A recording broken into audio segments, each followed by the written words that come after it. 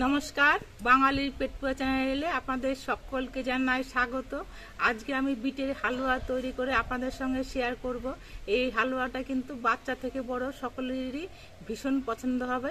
তাহলে বন্ধুরা দেখে নেওয়া যাক আমি কীভাবে বিটের হালুয়াটা তৈরি করছি। বিটের হালুয়া তৈরি করার জন্য আমি দুটো ছোট সাইজের বিট নিয়েছি। এই বিটের খোসাগুলো আমি ছাড়িয়ে নিচ্ছি।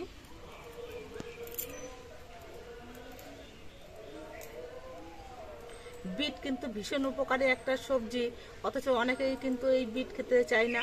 আপনারা যদি বিট দিয়ে এরকম হালুয়া তৈরি করে খাওয়ান তাহলে কিন্তু সকলেই খুব আনন্দ সহকারে খাবে, বাচ্চারা তো ভীষণ মজা করে খাবে। তাই আপনারা প্রথম থেকে শেষ পর্যন্ত দেখতে থাকুন আমি কীভাবে বিটের হালুয়াটা তৈরি করছি। বিটের খোসাটা আমি পাতলা করে ছাড়িয়ে নিয়েছি। এবার বিটটা আমি ধুয়ে নিচ্ছি।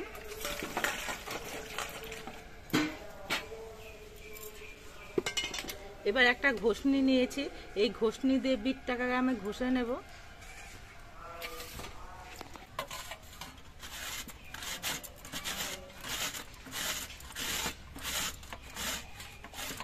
এই ঘষনি দিয়ে ঘষলে খুব তাড়াতাড়ি করে ঘষে নেওয়া যাবে, এই জন্য ঘষনি দিয়ে ঘষে নেওয়া হচ্ছে। এটা বটি দিয়েও ছোট ছোট পিস করে কেটে নেওয়া যেতে পারে, তাতেও কিন্তু কোনো অসুবিধা নেই। বিটটা আমি এরকম সরু সরু করে ঘষে নিয়েছি। এবার এই বিটটা আমি একটা মিক্সি জারের মধ্যে নিচ্ছি। মিক্সি জারের মধ্যে নিয়ে আমি পেস্ট করে নেব। অল্প করে একটু জল দিচ্ছি।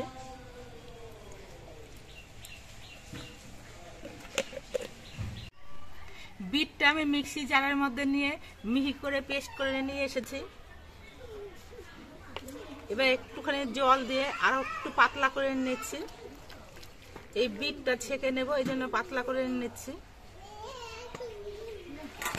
এবার একটা ছাঁকনি দিয়ে বিটটা আমি ছেঁকে নিচ্ছি।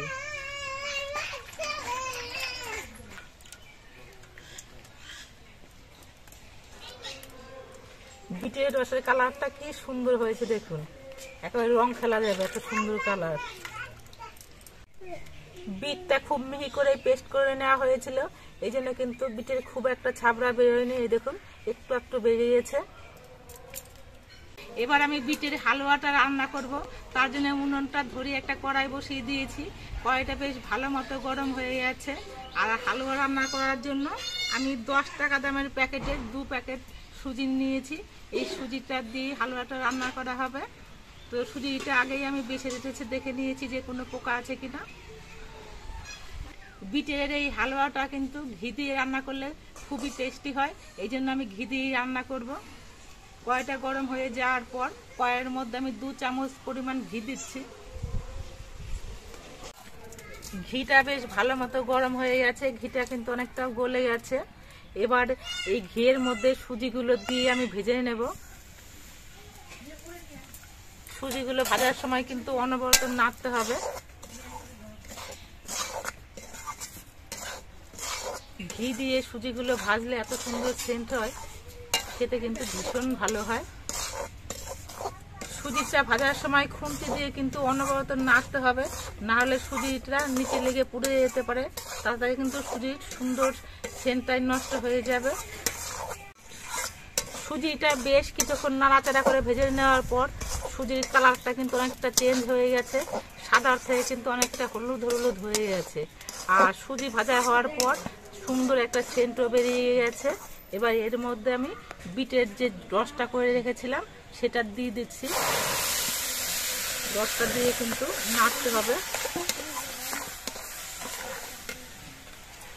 আর এই গামলাটা ধুয়ে আর একটু জল দিচ্ছি।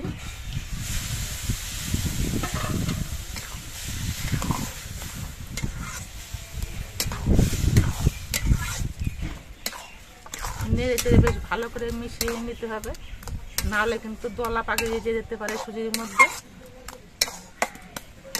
হালুয়ার টেস্টটা আরো বেশি হওয়ার জন্য এবার এর মধ্যে আমি কিছুটা পরিমাণ লিকুইড দুধ দিচ্ছি। আপনারা দুধের পরিবর্তে জলও দিতে পারেন, তবে দুধটা দিলে কিন্তু খেতে বেশি ভালো হবে।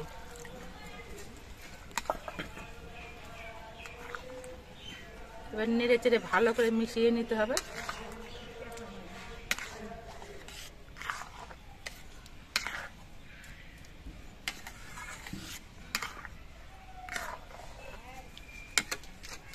আমি সুজির মধ্যে অনেকটা পরিমাণ বিটের জুস দিয়েছি, অনেকটা পরিমাণ দুধ দিয়েছি, কিন্তু সুজিতে কিন্তু অনেকটাই জল টানে, সেই জন্য আর একটুখানি আমি জল দিচ্ছি।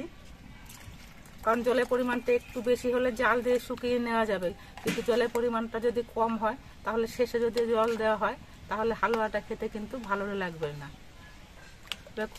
হাতা দিয়ে এইভাবে চেপে চেপে নাড়তে হবে। সুজির মধ্যে জলটা দেওয়ার পর কিন্তু সুজি দিতে একটা দলা পাকিয়ে যাওয়ার ভয় থাকে, এই জন্য হাতার পেছনটা দিয়ে এইভাবে ঘুরিয়ে ঘুরিয়ে নাড়তে হবে। সুজিতে মিষ্টির ব্যালেন্সটা ঠিকঠাক হওয়ার জন্য একটুখানি নুন দিচ্ছি। নুনটা দিয়ে নেড়ে চেড়ে ভালো করে মিশিয়ে নিতে হবে। সুজিটাতে সুন্দর একটা সেন্ট হওয়ার জন্য কয়েকটা থেতো করা এলাচ দিচ্ছি। আপনাদের কাছে যদি এলাচের গুঁড়ো থাকে সেটাতে দেবেন, তাহলে বেশি ভালো হবে। আমাদের কাছে এলাচের গুঁড়ো নেই বলে আমি কয়েকটা এলাচ থেতো করে তারপরে দিলাম। এবার সুজির মধ্যে আমি চিনি দিয়ে দিচ্ছি। আমি 10 টাকা দামের 2 প্যাকেট সুজির জন্য 200 গ্রাম চিনি দিচ্ছি, কারণ সুজিতে কিন্তু মিষ্টির পরিমাণটা একটু বেশি লাগে। এবার চিনিটা দিয়ে নেড়ে চেড়ে মিশিয়ে নেব। চিনি দেওয়ার পর আর একটু সুজিটা পাতলা হবে। এই হালুয়াটা রান্না করতে কিন্তু একদমই সময় লাগে না, খুব অল্প সময়ের মধ্যেই কিন্তু রান্না হয়ে যায়। চিনিটা দিয়ে কিছুক্ষণ ফুটিয়ে নিয়েই কিন্তু এই সুজিটা খাওয়া যাবে। তবে আমি এই সুজিটা একটু শুকনো শুকনো করব, তার জন্য কিন্তু একটুখানি জাল দিয়ে শুকিয়ে নিচ্ছি। সুজিটা উনুনে রান্না হচ্ছে, এদিকে আমি একটুখানি চামচের মধ্যে করে ঘি নিয়ে একটা থালার মধ্যে মাখিয়ে নিচ্ছি।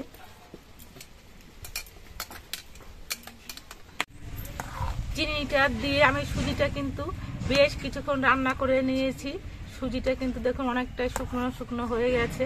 আমার সুজি রান্নাটা হয়ে গেছে। এবার এটা আমি নামিয়ে নিচ্ছি। আর ঠান্ডা হওয়ার পর কিন্তু সুজিটা আরো অনেকটা শক্ত হয়ে যাবে। এবার এখান থেকে কিছুটা সুজি নিয়ে আমি ঘি মাখানো থালার মধ্যে বেড়ে নিচ্ছি।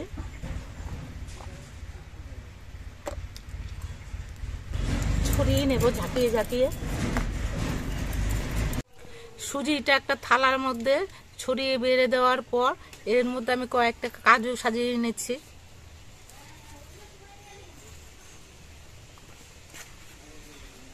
সুজির মধ্যে কাজুগুলো আমি সাজিয়ে নিয়েছি। এবার একটা পরিষ্কার সাদা কাগজ নিয়েছি। এবার ওপর দিয়ে একটুখানি চেপে চেপে দেব। একটা চৌকো শেপ দেওয়া পাত্র হলে বেশি ভালো হতো, আমার কাছে চৌকো শেপ দেওয়া পাত্র নেই, এই জন্য থালার মধ্যে সুজিটা ঢালা হলো। হাত দিয়ে কিছুক্ষণ চেপে চেপে এরকমভাবে দিয়েছি। এবার সুজিটা জমাট বাঁধার জন্য কিছুক্ষণ আমি ঠান্ডা হতে দেব।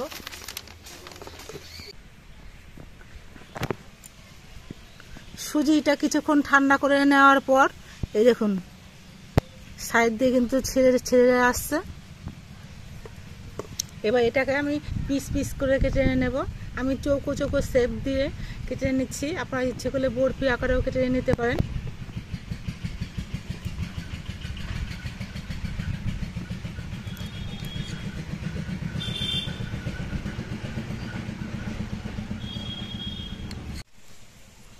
প্রথমে ওই পাশ থেকে কেটেছি, এবার এই পাশ থেকে কাটছি। আর কাজুগুলোকে আমি এমনভাবে সাজিয়েছি যাতে নাকি প্রত্যেকটা পিসের মধ্যে একটা করে কাজু বাদাম থাকে।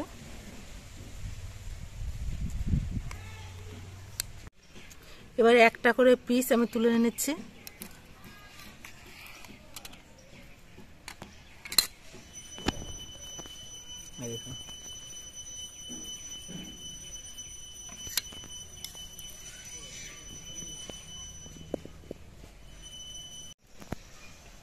ছুরিটা দিয়ে একটু উঁচু করে ধরে নিয়ে আমি তুলে নিচ্ছি, তাহলে খুব সহজেই তোলা যাচ্ছে।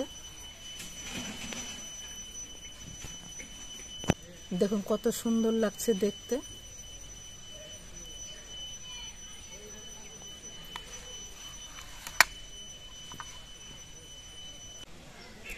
এই দেখুন আমি চৌকো শেপ দিয়ে অনেকগুলো কিন্তু কেটে নিয়েছি। আর কেটে নেওয়ার পর দেখুন দেখতে কত সুন্দর লাগছে, ভীষণ সুন্দর লাগছে কিন্তু দেখতে। আমি গোল থালা নিয়েছিলাম বলে কিন্তু সবটুকু সুজি চৌকো পিস করে কাটা যায়নি, সাইডের কিছু পিস এরকম এবড়ো খেবড়ো হয়েছে। এই পিসগুলো আমি নিজে খেয়ে নেব, কারণ এগুলো দেখতে ভালো লাগছে না। আর এই সুন্দর পিসগুলো আমি বাড়ির অন্য সদস্যদের খাওয়াবো, কারণ সকলে তাহলে খেয়ে কিন্তু ভীষণ খুশি হবে। আপনারা দেখতে পেলেন আমি বিট দিয়ে আর সুজি দিয়ে কীভাবে হালুয়াটা তৈরি করলাম। এই হালুয়াটা দেখতে যেমন সুন্দর হয় তেমনি কিন্তু খেতেও বন্ধুরা ভীষণ ভালো হয়। আপনারা বিট দিয়ে যদি এরকম হালুয়া তৈরি করে না খেয়ে থাকেন, একদিন তৈরি করে খেয়ে দেখবেন, আশা করছি আপনাদের ভালো লাগবে। আবার এই সকলেই কিন্তু এই হালুয়া খেয়ে আপনারা প্রশংসা করবে। আর আমার ভিডিওটা আপনাদের কেমন লাগলো, যদি ভালো লাগে ভিডিওটিতে একটি লাইক দেবেন, নতুন বন্ধু হলে চ্যানেলটিকে সাবস্ক্রাইব করে দেবেন। সকলে সুস্থ থাকবেন, ভালো থাকবেন। দেখা হবে পরবর্তী আরেকটি ভিডিওতে।